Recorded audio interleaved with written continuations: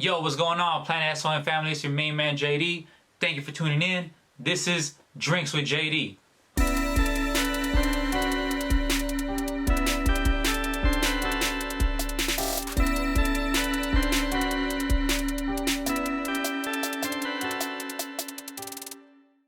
Now, 444 is very distinctive in the entire Jay-Z catalog, right? From Reasonable Doubt all the way to 444, right? Well, I'm a Jay-Z fan, so to me, his whole catalog is amazing. However, in 444, he was just very vulnerable compared to every other CD. Right. You know, he talks about cheating on Beyonce. He talks about making sure his kids are taken care of, to just being a father, and also just letting us know, hip-hop fans, that he's not a god, you know, he's not this untouchable person. Dude. Exactly, right. he's a human being, and you know, and it was why very I feel vulnerable. Like people need to do that. Artists need to do that. They need to show certain side of themselves and be a little vulnerable, man, and let people connect. You know, but Jay was always dope. He'll talk that slick shit. He'll spit them bars at your ass, but he never really got into his personal bag. So that was cool. You know what I'm saying? I think that's why a lot of people felt that album differently. Some people hated it though. And that's the backlash you get. You get the other side of it. Some people be like... Because they want to hear Jigga talk They want to hear Jigga. They want to hear Jigga. They don't want to hear Jay-Z, the family man that's going through this shit. Of course. They're like, nah, I want the party records, nigga. Yeah, I want that coke selling. I want that thug stuff. I want that big pimping. I want that dust your shoulders off shit. Like, where's that at? You know what I'm saying? Yeah. But and that's something, like I'm saying, that's why I compare your Freedom to Conquer to Jay-Z's 444, because you're so vulnerable. Thank you. And you allow us to know who you are and how you're feeling at that time. Yeah, it's definitely like a snapshot of my life at the moment. I'm happy with it though, man. But I want for sure on the next project, I want to put a little bit more bounce. I want to put a little bit more party records, a little bit more happy records. I want to put more tracks on it too. For sure. Yeah, well, for me, it was awesome that you came vulnerable during your debut album and not your 444, 20 years later, you're over here saying, oh wait, I'm a man as well who has feelings and stuff. Like, no, you were straight up out the gate. And that's what I wanted to do too. So yeah, I'm glad you brought that up. That does make sense, because when you look at Jay-Z, he had a different type of swag, different type of content throughout all his albums until he got to that point, the way he wanted to break out some different layers. You know what I'm saying? With me, what you see is what you get. That's why I try to give it up. You know what I'm saying? Like, this is what I'm going through. Maybe you feel the same way, because this is how I get my feelings out. It's how I get my emotions out. And it's just therapy, man. Like I said, I like listening to my own shit a lot too. For sure. Now, how long did it take for you to record all those songs for Freedom to Conquer? I'm the type of nigga, I show up and I knock songs out. You know, it's not nothing. The thing is writing the song and being happy with what I write. And then I already have the shit memorized. I drop into the studio and get it done. So, but it was like a span of 2 years, I think, because some of them songs, like I said, were like well before the release. But by the time I got to the release, because I was shooting for that January 1st release date for New Year's Day. And there was one song that I didn't finish in time that I had to get done the last couple weeks before the release. So that's why the release was a little bit late. But I did get it out on January 1st. So I have to give myself a time limit, otherwise I won't get it done. No, for sure. You feel me? Yeah. Keep yourself accountable.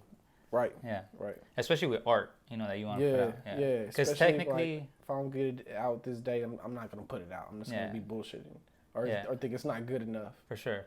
And that's another thing that I would say, if you're an artist out there, don't doubt yourself. Just put the shit out, man. If it's a certain vibe, people might like it more than you like it. You know what I'm saying? It might be the one that gets you out. Yeah. You never know.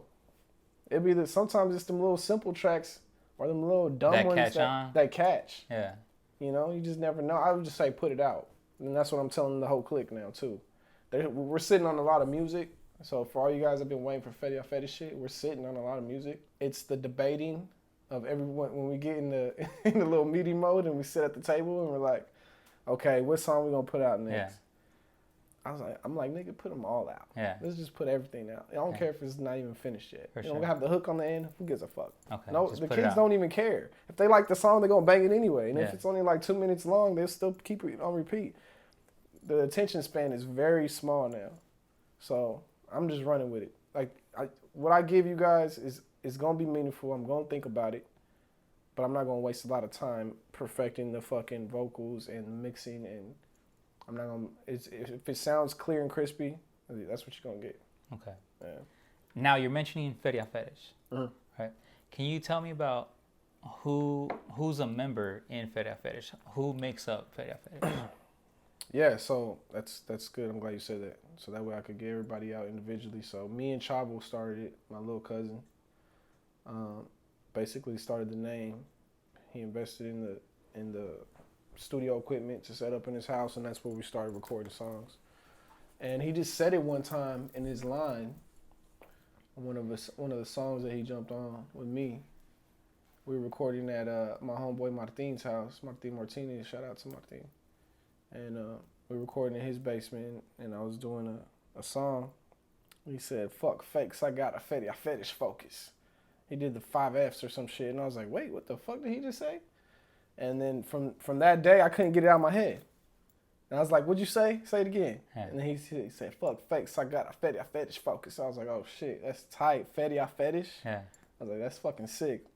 And That's what it needs to be. I couldn't get it out of my head, so I fucking slept on it. Yeah. Fucking week later, I'm like, Feria Fetish Records. That's what we need to call it. Yeah. That's what we need to call it, Feria Fetish. So how long ago was this? That was 2011. Okay. And I said, that's what we're going to call it. That's what the fuck we're going to call it, Feria Fetish Records. Let's just do it. Let's do our own shit. We don't need nobody to sign us. We don't need to take no handouts. We'll need to start fucking with all the other independent rappers that are in the area just so we could get a little shine. Like, let's just do this shit on our own. Out the trunk, guerrilla hustling, from the ground up, build our own studio. And we just got motivated. We got motivated. And we didn't really have nothing else to do other than our regular fucking jobs. And we liked making music already, so it just made sense. And then, of course, my cousin Chunks was already rapping. He's rapping for a while already. Me and him used to freestyle a lot back in the day when I was young, when we were little and shit, you know what I'm saying? And, you know, we both sharpened our skills doing that shit. So my cousin Chunks is also another member. So when he seen me and Chavo, we're doing our thing. And this started in Kansas City? It started in Kansas City on 22nd and Van Brunt. Yes, sir, on the east side. And my cousin jumped in and said, "Hey, man, I want to start rapping with you guys again. Let's make a couple songs." My cousin Chunks. So we made a song, and then he took that shit to Cali and started playing it for everybody. And, oh, this is our new shit. Our new group's called Feria Fetish. And I didn't even want us to call ourselves as a group Feria Fetish. That's just what it became, because I wanted the record label to be Feria Fetish Records. And I didn't care about everything else. Like, it just stuck, though. Everybody liked it. Yeah. So, okay. So how many? So Chunks, who and who? So Chunks jumped in. And then after Chavo? And my cousin Midnight. Shout out to Midnight. He was like, "Man, let me come through and freestyle on you motherfuckers." You know what I'm saying? He don't really like to write, but my nigga's a spitter. Yeah. All my cousins is really good, man. They can all spit. You know what I'm saying? And then my cousin Joss, Chavo's sister, she's a spitter, man. She's a drummer. She could play instruments too. She's a drummer, and she just knows how to ride the beat, I guess, because being a drummer, she just knows how to talk that shit. Spitter, dope voice. And then their big brother Joseph, my big cousin Cat. What's up, nigga? He was the last member of the group. You know, he was the final piece. You know what I'm saying? He was he kind of kept us on schedule too, as well. Helped book our first shows and shit like that.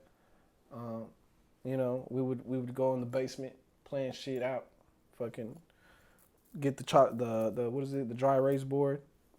Every fucking new thing that we needed to do was on the calendar. Look, this needs to get done. This needs to get done. This needs to get done. And you know, he got us organized. And then last but not least, shout out to my tia Diana, my tia Blue. Is she a part of the group as well? DC was our promoter. She was our promoter. Our tia was our promoter. She doesn't do any music shit. She just like, you guys go make the music, you give it to me, and I'll make sure everybody hears the shit. That's what I'm talking about. So that was her shit. And then she held down the clothing part of it, the merch. In the beginning, she was the one printing all the shirts, printing all the hats, printing everything for all you motherfuckers to buy and represent, you know what I'm saying? But keeping us dipped in the Feria Fetish gear. So That's what I'm talking about. shout out to her, man. She's a big part of it. And us working as a team helped us because we could all pitch in. Okay. You feel me? So, official Feria Fetish members: Rocky the Hooligan. Yeah. Chavo. Yes. Chunks. Mm-hmm. Joss. Yep. Midnight. Mm-hmm. And Joseph. That's right. So there's 6 members. 6 members. Hence the F. Another reason. 6 of us. F is 6. Yeah, because F is the 6th letter in the 6th letter alphabet. of the alphabet. So that's why I always put 66 on everything. FF. Yeah, Feria Fetish. Feria Fetish, man. Double F. Feria Fetish family, you can call us. We're all family. Yeah, man. That's us right there. You know?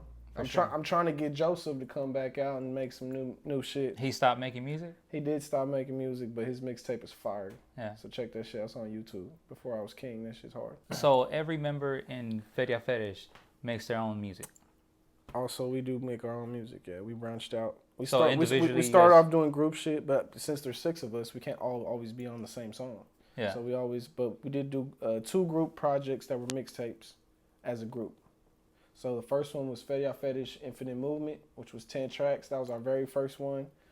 That was 2012, I believe, when we first formed the group. That was our first project that we put out and hit the streets with and performed on that shit, and it was just mixtape shit. And that's what really got us lit. That's what really got a fire for us to keep going and doing more. That's what I'm talking about. And then, now, everybody was together in Calipatria or in Kansas City? Everybody was together in Kansas City at that time, yeah. Okay. Which is, it's like I said earlier, I don't know if I did, but it came full circle and we're all relocated back in Kansas City again. Now, since you guys are together in the same city, would you guys be dropping something soon? Yes. Is that your goal? Yes, that's my goal. I'm going to make sure it happens. Yeah. So a new Feria Fetish album. Yes, an album though, not a mixtape. Our first 2 projects, I didn't even tell you about the second project, which is Enlightened by the Struggle, which is our second mixtape. And those ain't really available anymore. If you got them on as a physical copy, then you're lucky. You know what I'm saying? You can't even really hear that shit. I think it's on SoundCloud. It might be on what's it called? The mixtape sites. Fuck, I can't think of it right now. Like Dat Piff? Dat Piff. It's on Okay. Dat Piff. Oh, okay. Excuse me, my fucking brain went blank. For sure. Dat Piff, all the mixtape sites, it should be there for you to listen to it, but and SoundCloud and shit. But it's not. I mean, you can't stream it. It's just mixtape shit. But this next project we do as a group, and I'm at least get 1 or 2 verses from Joseph. I am. Yeah. And we're gonna do this group project, and we're gonna put it out as a group. It'll be the Feria Fetish album. We'll be able to stream our shit. You know what I'm saying? Because the only things that are up for streaming and purchase right now is mine and Chunk's music, and a couple songs from Travel.